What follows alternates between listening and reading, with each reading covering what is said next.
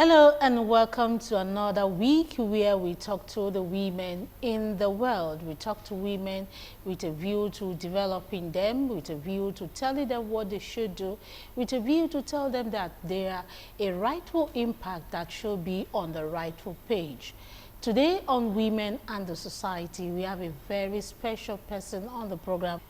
Today on Women and the Society, we have a special guest on the show, and she'll be talking to us about how to take care of grannies, how to take care of people, how to take care of everyone around us. So we'll be talking more about humanity and the love for humanity. Our guest this moment is Mrs. Kemi Koleowo, and she'll be talking to us about the love that should be shared in the society. My own name is Charity James, and I welcome you to Women and the Society for this week. It promises to be another impactful season on Women and the Society. You're welcome.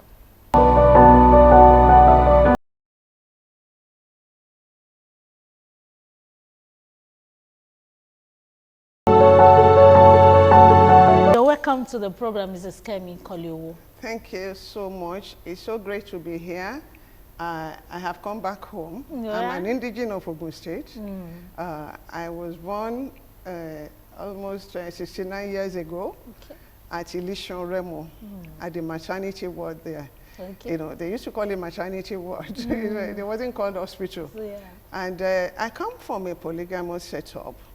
My mom is from, when I say I'm from Ilishon Remo, that means my dad is from Ilishon Remo, a very popular transporter, you know, of high repute, and a very well-known person. Can you tell us your father's name? My father's name, will remember.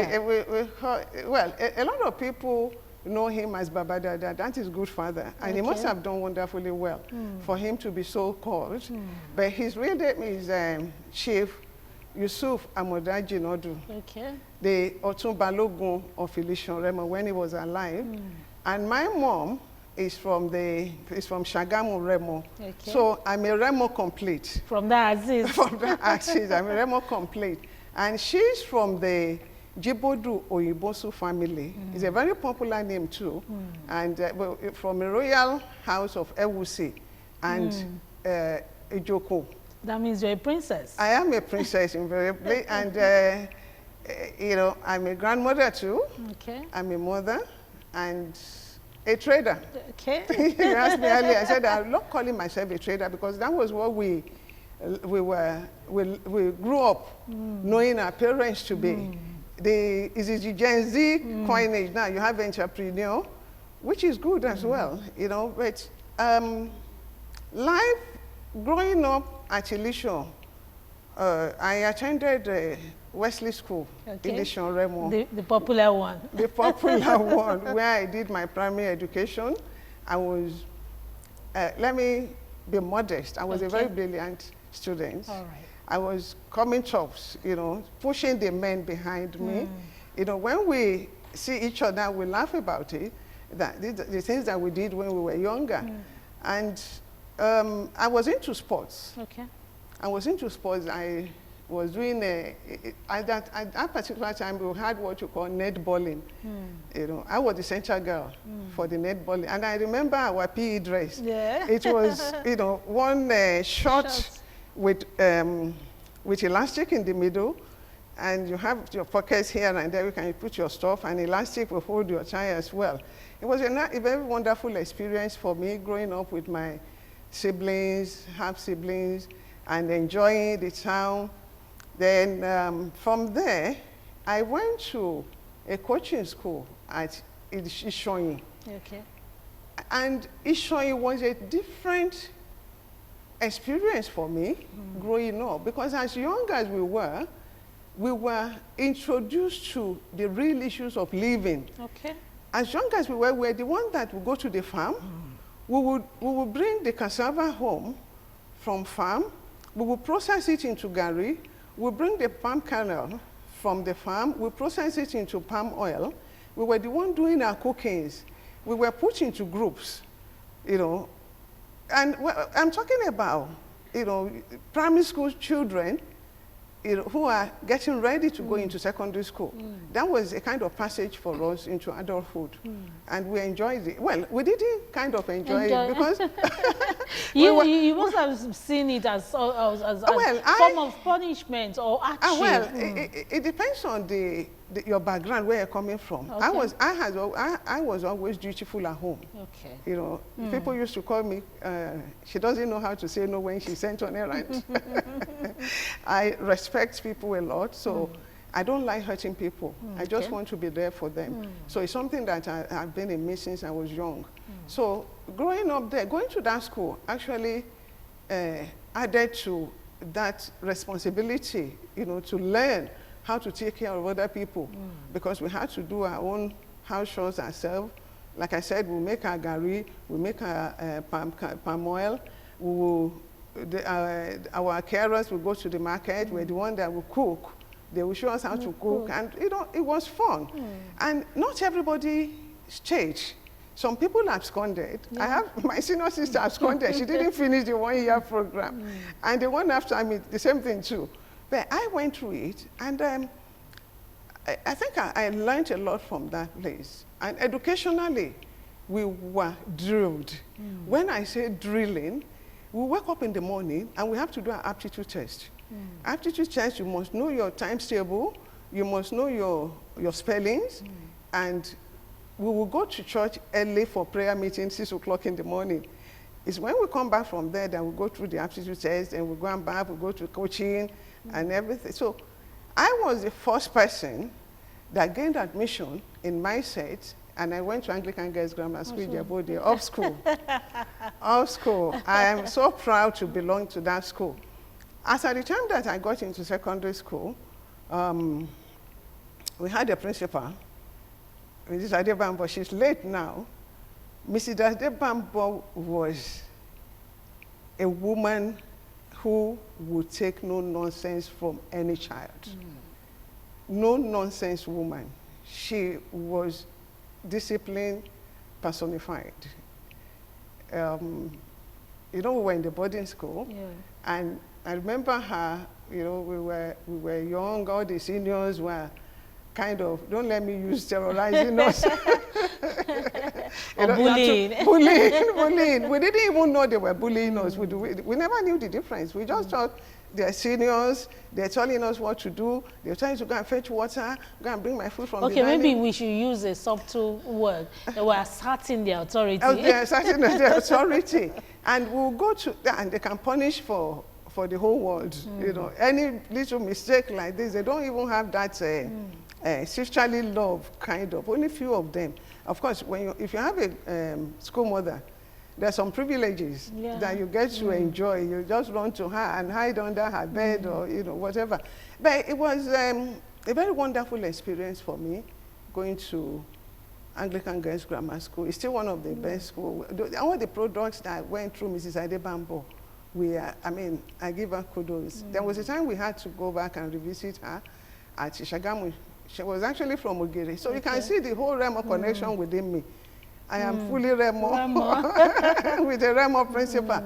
So we learned a lot, you know, from her. When I finished my secondary school, I didn't actually make all my papers. Okay. I failed though. I think what we were given at that time was SR, Statement of Results, for those of us. So I started like extramural classes at somewhere in Ibadan, you know. Then I had a short spell with one of my aunties, my maternal auntie at University of Ibadan. She was working as a stenographer at the office of the registrar. Okay. And the registrar happened to be from Illusion Remo. You are always meeting Remo people. Remo. I am Remo. I'm Agakanowo, and I'm proud to be an Agakanowo, and I will be an Agakanowo forever. Yes, I love my mother's people from Shagamu, but my father's place is very, very special to my heart. So I worked there briefly, where I met quite some few friends. One of them we saw recently.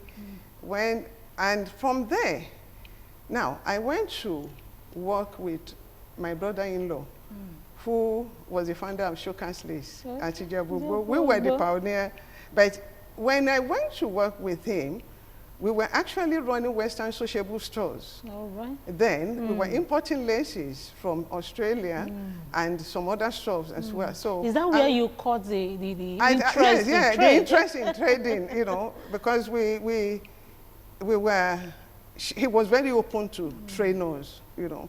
I was more into accounting, taking the money to the bank and doing all stuff. And if there's anything, when he died, and I was asked to say something about him, he was the one that taught me the accounting rudiment that I got to know today in terms of being documented in every penny that you spend. If you buy Iru 5 naira, if Alaji sends you to go and buy something, you must document it. It's accountability. So, and I still do it up to today. So I'm happy that I went through that phase. It was in the course of that, working for him, one of his nephew, Mr. Labo Kazim, we were working together. And my now husband, as young as I was, my now husband was working at Standard Bank at Ibadan. So he was coming to say hi to Uncle Labo Kazim, and he must have seen one fine girl. I'm sure they had a discussion, you know, behind me.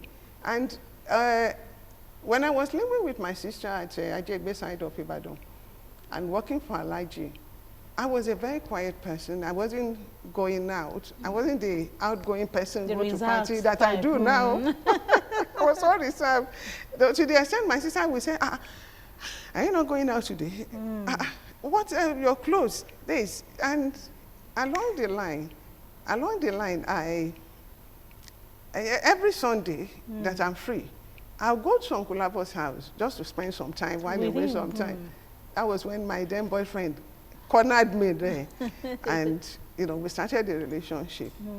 And I didn't know he was actually planning to travel out. Okay.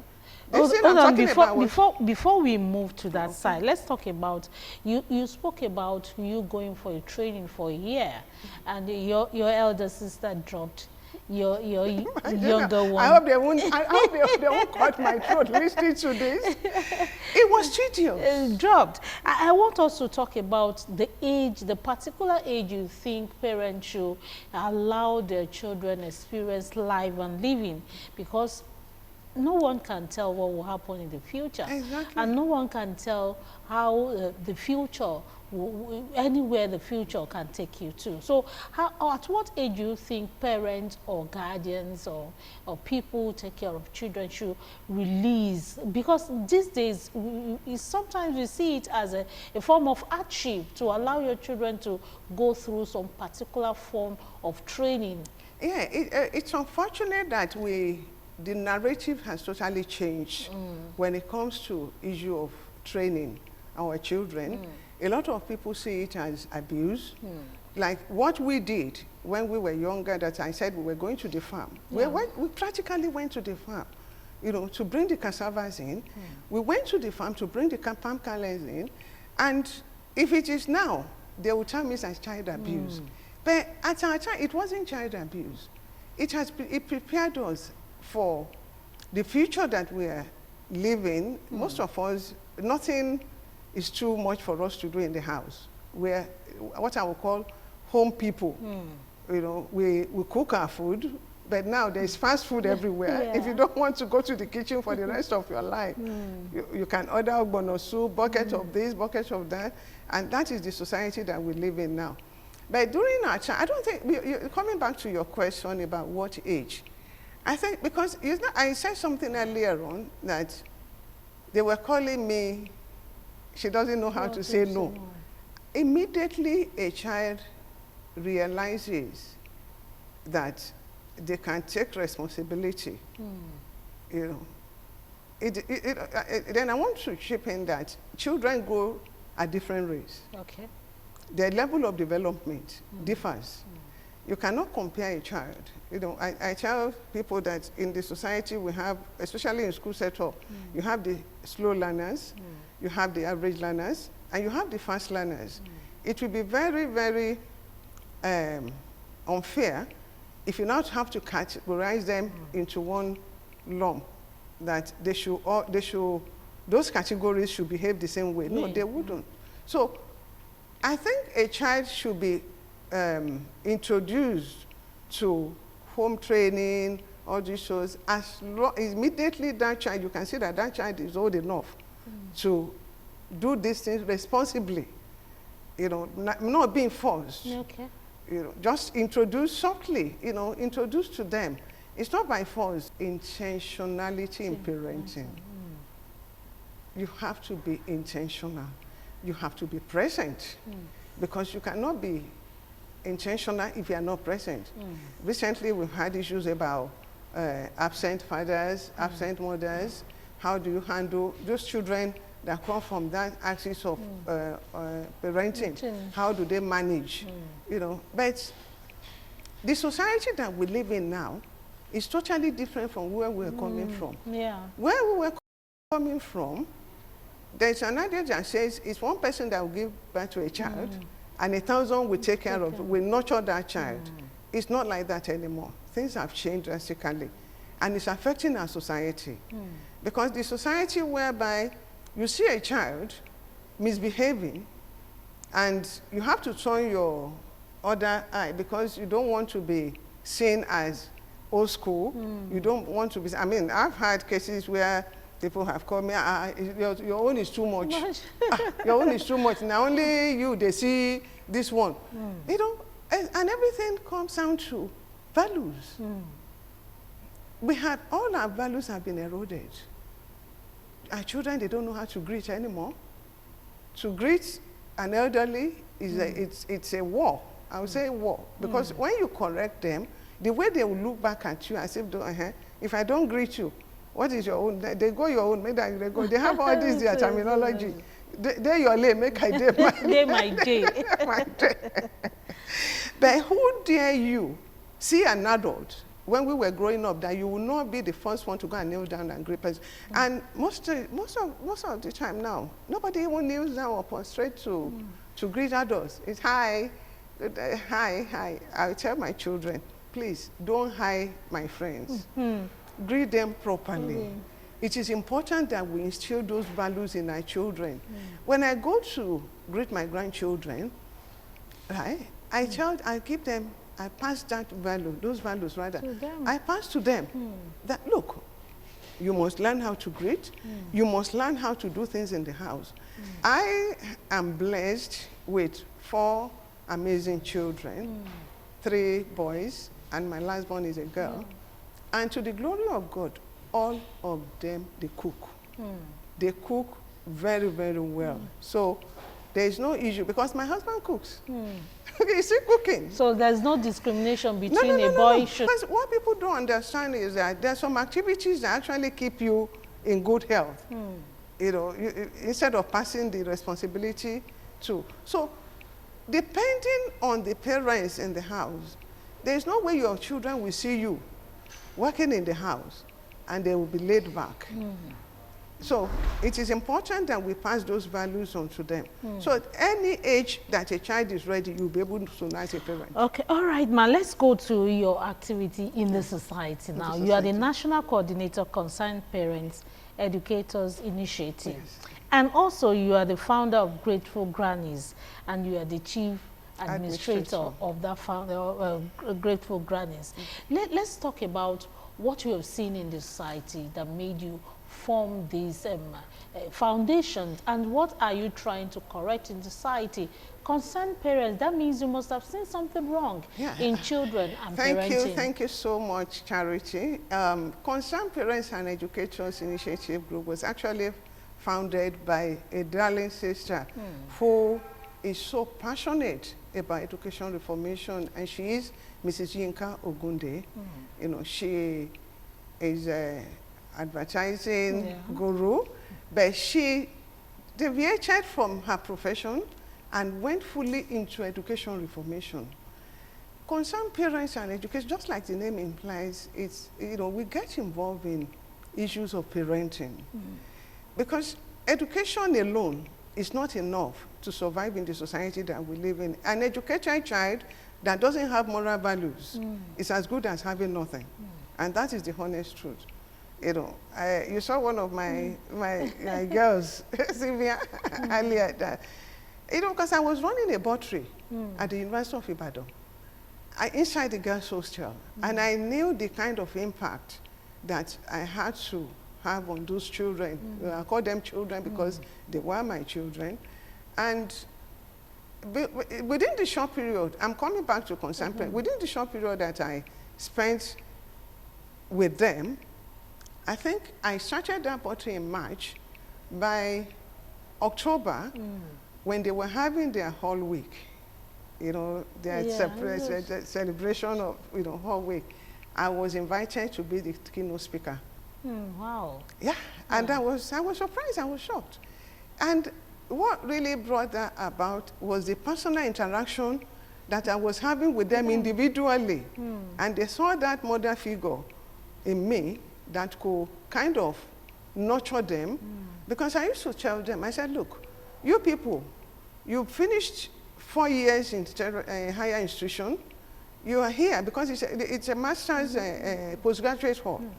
You are now coming here. By the time you are done here, you are going to your husband's house. You'll be ready to marry. So what values?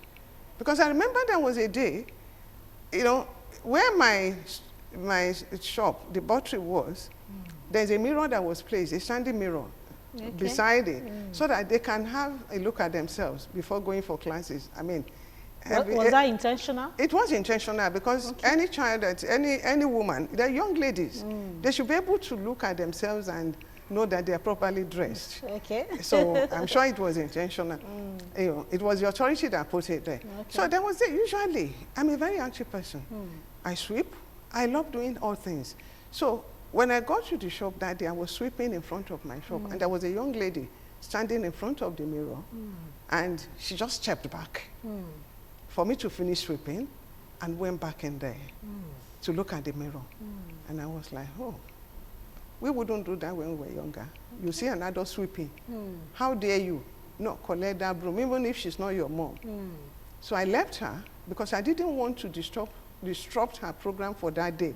You know, I didn't want to affect her emotionally. Let her go for her lecture. When she came back, I called her and I gave her a piece of advice. I said, my dear, what happened this morning? And you just checked back? Papa, it's not the ideal. And she knelt down. She said, Grandma, please, I'm sorry. I'm sorry. And do you know that conversation that I had with that young lady turned her around? Until next time we will come your way, I remain Charity James and be impactful in that sphere. Don't forget that education or no education, you have to play your part, and your part must be played well.